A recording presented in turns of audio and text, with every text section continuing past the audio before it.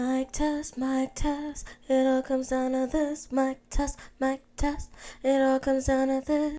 Okay, that's enough. Hello, welcome back to my channel. My name is Kennedy, and today I'm going to be talking about more nostalgic things. I asked you guys if I should talk about Descendants, and one person was like, why haven't you already? And I'm like, okay, you're right. So now I'm talking about Descendants. I can't pretend that I'm not a huge Descendants stan. I was about 15 when the first Descendants came out, and even though I was like kind of aging out of Disney at that time, I was still sat and ready for this premiere. Like, you have no idea. Me and my entire family, it was my sister, my mom, and me, we were all sat and ready for Descendants. Fun fact, I actually met Boo Boo Stewart, and I can't remember her name, and I'm so sorry that I didn't look this up before, but the actress for Jane, they came to my local mall, and they were doing like a meet and greet, and they signed their headshots. So I have Boo Boo Stewart signed an autographed picture of Boo Boo Stewart and an autographed picture of Jane's actor. She's so beautiful. But also, she called me pretty in person, and I'm just like, okay, thank you. I'm a huge Kenny Ortega stan. I love his work on Cheetah Girls, High School Musical, and of course Descendants. He kind of fumbled the bag on Zombies, but we're not going to talk about that. I think he was just the choreographer and not the full director. So I'll give you a pass for that one. One of my biggest flexes, though, is that I actually share a birthday with Kenny Ortega. So yeah, it goes without saying that I love this franchise, and I think I want to rank all of the songs before the spinoff comes out this summer. But before I fully get into it, let's lay down a couple of ground rules, okay? I am only ranking songs from the movies, the three main movies. I'm not covering any of the credit songs, any of the remixes, any of the Christmas remixes, any of the Halloween remixes, any of the Wicked World songs, none of that today. Another rule is that I will be using a rubric. These are the categories. This will help me evenly grade and order the songs properly. The three main categories that I'm judging these songs on are vocal performance, plot purpose, and replay value. Naturally, a lot of the songs are going to have the same score, so the order of the ranking will go by personal bias because it's my channel and I make the rules. I should preface this entire video by saying that my favorite genre of music outside of like DComs are K-pop, rap and hip-hop, and rock. So I like really aggressive, loud music, and that will show in this ranking. This is another rule that I forgot about. I will not be explaining the plot to all three movies. The first movie came out almost 9 years ago, and if you haven't seen it at this point, that's on you. So with this ranking will come some spoilers, but hey, maybe go watch the movies and come back. At number 20, we have Be Our Guest from the first Descendants movie, scoring a 1 out of 5. This is not only a cover, but it's a terrible cover. It's an a cappella version of Be Our Guest from Beauty and the Beast, sung by Ben, whose actor's name I can't remember, and I'm pretty sure he was lip syncing somebody else's voice. Personally, I hate every song that Ben leads or solos. I don't like any of his songs, and I hate how he raps, and the fact that they made Be Our Guest to like this a cappella thing and then a rap, and like this is so cringe and not in a good way. This is really bad. This song would have been worth sitting through had it done anything for the plot, but it's just a performance by, I guess, the a cappella team at Oradon, another team that King Ben abandons thanks to his kingly duties. Okay, let's talk about that. To welcome everybody to Family Day at Oradon Prep. It does nothing. I hate it. I never want to hear the song again. Let's move on. At number 19, we have Do What You Gotta Do from Descendants 3. It has a score of 2.6 out of 5. I personally just think this song is bad. I just think it's bad. It's not very interesting, despite the vocals being pretty solid. Thankfully, though, it does serve the plot a little bit. I would have been perfectly satisfied if we just had a really heated argument between Mal and her father, Hades, rather than subjecting us to a nearly 4-minute song that pauses the progression of the story. At number 18, we have Did I Mention from Descendants 1, scoring a 2.3 out of 5. I already said that I hate bin focused songs, so let's not act surprised that this is so low. I feel like this song, to me, in my ears, are like nailed on a chalkboard. I know that it's like kind of a fan favorite, but I'm just like, why? It does slightly serve the plot, but I feel like there could have been a better way to convey that Ben is in love with Mal, or maybe just another song in general. It's just like, I don't know, I just don't like it. But, like, let's not forget that the only reason that Ben is in love with Mal, and the reason why he's singing this song, is because he was spelled to be in love with Mal. Now, in Descendants 2, Ben is also spelled to be in love with Uma, but his behavior is much different. And I think that it's really confusing that his behavior is much different because Uma used the same spell book that Mal used to spell Ben in the first movie. In the first movie, he's singing this really corny song, Ridiculous. And he's dancing, he's happy. But then in the second one, when he's spelled by Uma, his behavior is very blank. And if it's not blank, it's aggressive. So it's just like, it's very, I don't know, it's very different. And I don't know why they made it so different. Maybe because he actually is in love with Mal and not in love with Uma. But nonetheless, it's inconsistent. And it's a bad song. Next, we have You and Me from Descendants 2, scoring a 3 out of 5. I think the vocals are fine. There's just nothing really impactful about it. Which is disappointing considering that most of the cast is in it. Plot-wise, this song is really important because it reunites the lead characters and declares a positive change in Ordon. The category that suffers the most is replay value. Even though I'm fluent in every word, I just don't see myself listening to it that much. I'm sorry, but it's too corny. I do, however, really like the choreography. It's really beautiful, like the water sequences. It's nice. I like it. And then at number 16, we have My Once Upon a Time from Descendants 3, scoring a 3.3 out of 5. This is the first of many 3.3 out of 5, so this is, I guess, the worst out of the 3.3 out of 5. And the reason being is that I have a lot of gripes with this song. This is the first time in the series that Mal is forced to be held accountable for her wrongdoings and her actions, which, is a really nice turning point, for your main character. But why is the song so corny and perky and happy? It throws off the entire vibe of the scene. Imagine your friends turning on you and all of your power is gone and it's drained and you are at your literal lowest. And the first thing you hear is like one of the most upbeat songs you ever heard in your life at a BPM of like 168. Like, I don't get it. I think because the vibe of the song doesn't match or fit well into the subject matter of the scene, I feel like the tone of the vocals also throw off the entire experience for me. At a time like this, and in a such a pivotal moment in the main character's journey, I would have preferred something like The Next Right Thing from Frozen 2, because I was in literal tears, and I think it really did something for me. It made me feel a lot of really strong emotions for the main character, and I feel like My Once Upon a Time doesn't do that for Mal. I almost don't feel bad for him. Like, why are you like skipping and hopping and jumping? Like, your friends are turned to stone. All your power is gone. It's just you. You are lonely. Why is this the song you choose? I don't know. Anyways, number 15, we have another D3 song, Queen of Mean, which scores a 3.3 out of 5. What in the Hamilton is going on here? The vocals are fine. I wish Sarah, the actress for Audrey, showed a bit more emotion. Like, I don't know.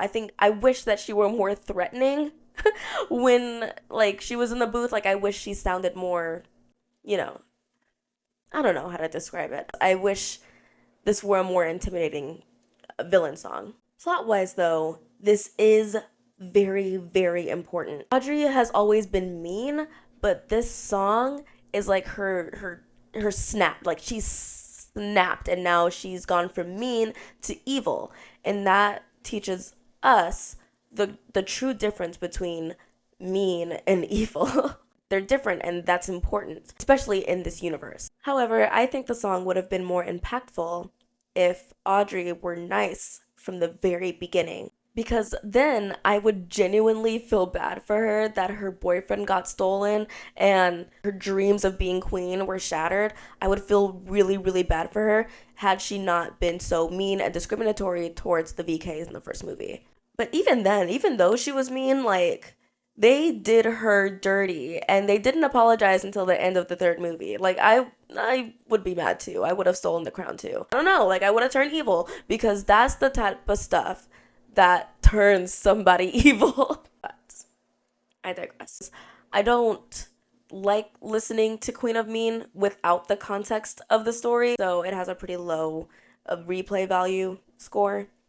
But other than that, the song is alright. It's okay. At number 14, we have yet another Descendants 3 song. It is One Kiss, scoring a 3.3 out of 5. I love, love, love when Sophia leads a song. So I love that Evie finally got her solo song. While I think Sophia sounds really good on this song suffers from not being needed in the movie. I feel like One Kiss really slows down the pacing of Descendants 3, and for no legitimate reason.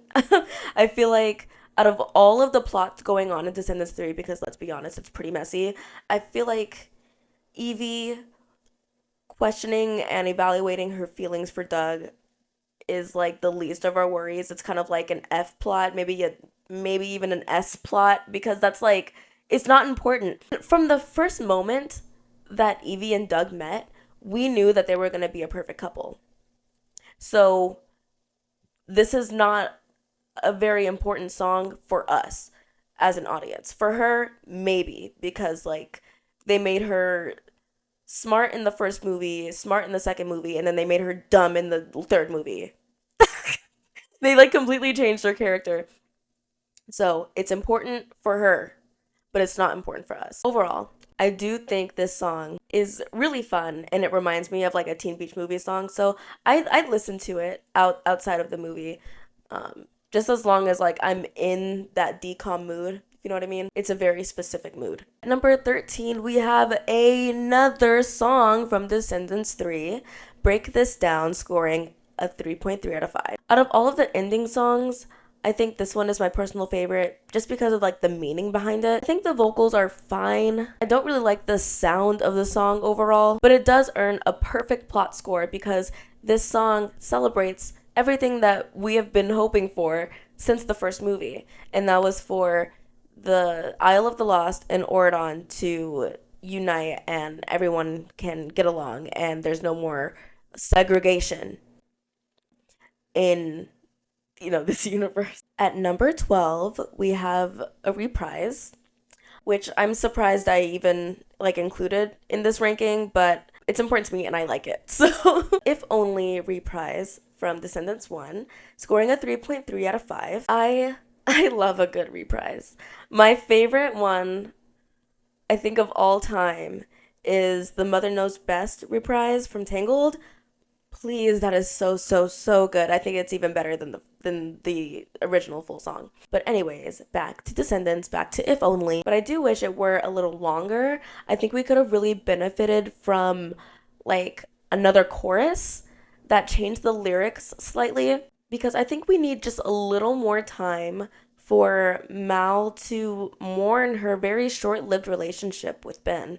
And I think the delivery could have been more emotional. She's crying in the movie, but I don't think Dove sounds like she's crying when she's like in the booth, before filming. So hard to let go. Like it should be like really, it should sound really emotional. And when I listen to it outside of the movie, I should be like, oh my God. Oh my God, I feel for her. She's going through something. You know what I mean? I like this reprise a lot. So now we are finally out of the 3.3 out of 5. We have leveled up to higher scores. At number 11, we have Set It Off from Descendants 1, scoring a 3.6 out of 5. This song is fine. I don't have very strong opinions on it. And this is really bad to say, but I'm being very brutally honest with this ranking.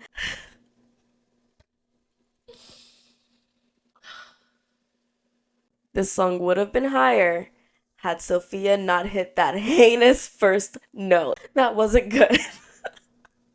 And I love Sophia Carson, but I have to be honest here, that wasn't good. And that's okay to admit that. Plot wise, it's pretty important since it brings the characters together after such an emotional climax in the first movie.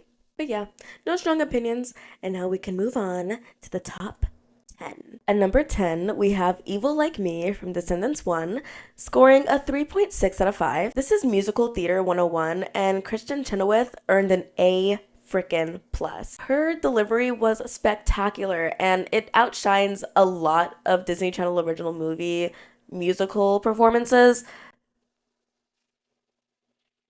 for very obvious reasons. But since it's such a musical theater type song, I don't see myself listening to it that much. Plot wise, I have mixed feelings about this song. It shows Mal's inner conflict between good and evil. But I think it's a little too early in the movie for her to be questioning her morals. Like, she just came to Oradon Prep that morning, and then that night she's like, I don't know if this is right. I'm like, girl, as far as you know, stealing and lying and cheating and yelling and stealing and I already said stealing. That's a-okay. Like, it's literally only the second song in the movie. So I want to see more reasons as to why Mal is questioning, like, anyways, I like the songs and I like the performance. So that's why it's in the top 10, but it's only at 10. At 9, we have Good to Be Bad from Descendants 3, earning a 4 out of 5. I don't have very strong feelings about this song, despite it scoring pretty high. The autotune is quite jarring, and it doesn't fit in with the other songs in the franchise, but it's pretty groovy and fun, so I like listening to it. At number 8, we have the song that started it all, Rotten to the Core from Descendants 1, earning a 4 out of 5. This is the first song of the franchise, introducing us to the 4 main characters that we will eventually grow to love and adore. Needless to say, this is a really good introduction song. However, I wish I could tweak the lyrics a little bit, specifically in the second verse, Evie's line, so I'm a misfit, so I'm a flirt, I broke your heart, I made you hurt, ugh. I would change it too, and I'm gonna perform it. So I'm a misfit, so I'm a flirt, I broke your heart, and now you're hurt. It's literally such a small change that would make that line a lot less awkward. Otherwise, I love listening to this song, and I love the dance break, I love the EDM sound. Like, it really reminds me of ATs. At number 7, we have Space Between from Descendants 2, scoring a 4 out of 5. This song is so good. Love both Dove and Sophia's vocals on this track. Their voices harmonize so well together. The emotion from both of them makes this plot point even more impactful. This is essential to Mal and Evie's lifelong friendship. They're accepting that they're growing apart and they're okay with that. And they still have so much love for each other. All this is the best mutual breakup song to ever grace this earth. It's way too slow for me to replay all the time. And the second verse really slows down the song. And I'm glad that they didn't include it in the movie. At number 6, we have If Only from Descendants 1, earning a 4.3 out of 5. This song is one of the most beautiful songs in the entire franchise, and Dove just sounds amazing. Plot-wise, this song is essential to showing Mal's growth throughout the movie. While I think this song is gorgeous, I don't listen to it outside of the movie. And that brings us to our top 5. At number 5, we have It's Going Down from Descendants 2, earning a 4.3 out of 5. I love this song, and I'm simultaneously proud and ashamed that I am completely fluent in all of these lyrics. Vocally, this song is all over the place. China saves this song from being the cringiest rap battle in history. The What's My Name sneak at the end gives me chills every single time without fail. Meanwhile, Dove's cringy delivery and the awkward lyrics in Thomas's rap are the main reason why this category can't be a perfect 5. Why is Dove chasing the beat? Surprisingly, Ben's bridge was really good and necessary to the plot of the story. Speaking of plot, this song showcases the most impactful battle in the movie. Yes, I genuinely believe this is a lot more entertaining than the CGI giant octopus Uma and dragon Mal fighting each other. And by fighting, I mean like splashing water and like throwing fire without aim. Oh my goodness! But the scene in which it's going down takes place is really good, even though the sword fight could have been a lot shorter. It's way too long. They could have cut it down by like 2 whole minutes. I'm not even joking. But yeah, like this is the scene where Uma literally threatens to kill the newly crowned king of Oridon. But, this defeat ultimately drives Uma to crash the coronation. Yeah, this battle is important. And I replay this song all the time, hence why I'm fluent. The beat just goes so hard. Love it's going down. All right. At number 4, we have Chillin' Like a Villain from Descendants 2, scoring a 4.6 out of 5. This song is everything. I'm a mad Sophia Carson fan, and I do recognize that her vocals are an acquired taste, but she sounds really, really good on this song, and she deserved to take the lead on it. Ben has the bridge, and you know how I feel about Ben-focused things, but since he's supposed to sound corny and like significantly less cool than everybody else around him, it really suits the song, and I think it's funny and entertaining. Plot-wise, this song is really smart. This movie is the only movie that really explores the Isle of the Lost, and this song explains the vibe really well while still being immersive and engaging. We basically learn about the Isle of the Lost vicariously through Ben. I replay this song all the time because if you don't pay close attention to the lyrics, it kind of fits in with any regular playlist. Also, the choreography is so fun. I usually play it just to dance to it. If I should post a dance cover of Chillin' Like a Villain in this specific outfit, let me know. We're finally at the top 3. At number 3, we have Ways to Be Wicked from Descendants 2, scoring a 4.6 out of 5. This is the best opening in the entire franchise, and maybe one of the best opening songs in a Disney Channel original movie musical, right next to The Party's Just Begun from Cheetah Girls 2. Vocally, the song is much more exciting than Rotten to the Core, but since this is a dream sequence, it doesn't really do much for the plot, but it does give us an insight as to where Mal's head is at and her inner struggles with being born evil and learning to be good. My friend and I just listened to the song in the car, blasting it fluent in every single lyric. Back in the day, me and my sister, we used to do karaoke to the Descendants songs. Since it was just the two of us, she did all of Mal and Jay's parts, and I did all of Evie and Carlos's parts. So it really just worked out. And this was a really, really, really fun song to sing, the two of us. So I have fond memories with Ways to Be Wicked. Also, I have an Apple. We got all the ways to be WICKED. I also think that the extra chorus, cruel and unusual, we're taking control. Like, I think, it's so satisfying, and I wish that they kept it in the movie. Like, I don't know why they took it out. So yeah, really, really, really good song. At number 2, we're so close to number 1, guys. At number 2, we have Night Falls from Descendants 3, earning a 5 out of 5. The first perfect score in this entire ranking. And honestly, I didn't expect the D3 song to be this high in the ranking, let alone getting a perfect score. But, it's arguably the best song in the movie. And according to the scores, one of the best songs in the franchise. The vocals earned a perfect 5 because it highlights my 3 favorite vocalists in the franchise, kinda Sophia and Dove. And I really like how each of them delivers their lines. This is like It's Going Down Part 2, but much better because they didn't make Dove rap.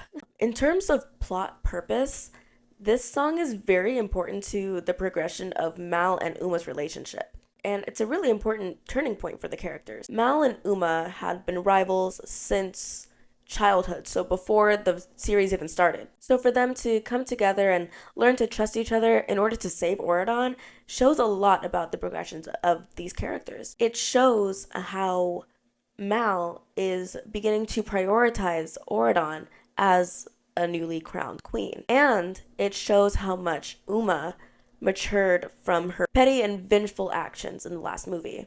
Also, this song has major replay value. Like, y'all hear that beat? I'm bumping this. Okay. At number 1, we have What's My Name from Descendants 2, earning a perfect 5 out of 5. I cannot begin to explain how perfect this song is. If I could add an extra point for vocals, I would. Why, you ask? Because China is the only one out of all of the characters in the entire franchise that had to sing a snippet of this song live on set before the backtrack started.